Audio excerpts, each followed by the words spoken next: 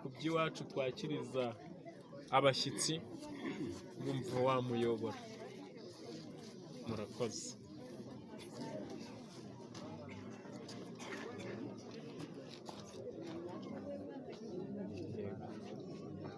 Igisigaye se wakegera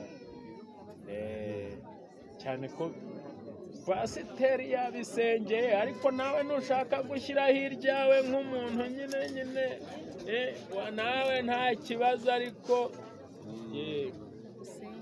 reka twumve twese dukuye ingofero turi gusenga, umugeni ari gusenga,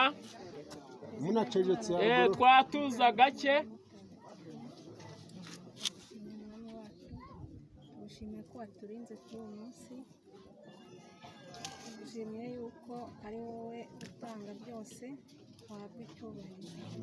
Data mwiza rero, imbere y'amaso yacu hari amafunguro, turakwinginze ngo Yezu uyahe umugisha, tuyafungurane umutima ukeye, bwa Kristo umwami wacu.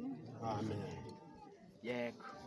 Ati nawe nzajya ngusengera, humura nujya uva nimuhira ugiye guhaha, ati nzajya mbanza ngo uture Uwiteka ni hahandi igishaka kizabe, ariko nizeye ko ubu ngubu ari njye nawe byatunganye.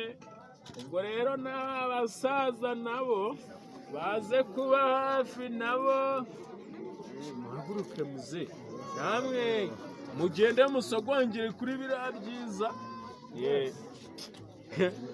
Umusinzi yarabibonye waravuga ngo mbega ngo biraba byiza bikananyura umutima, ariko abakristo bati kwibumbira hamwe turi abavandimwe. Ubwo rero hariya harimo umusaza mugufiya nawe uri kubikurikirana, hariya nawe ndamuruzi kabisa, aravuga ati ibi bintu ni tayari pepepepepe, ati byiza biba ari byiza gusa.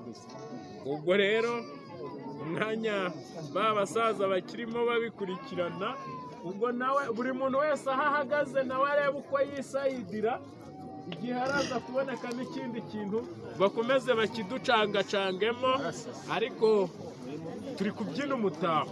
Reka ijambo ndihe Celestine akomeze. Murakoze.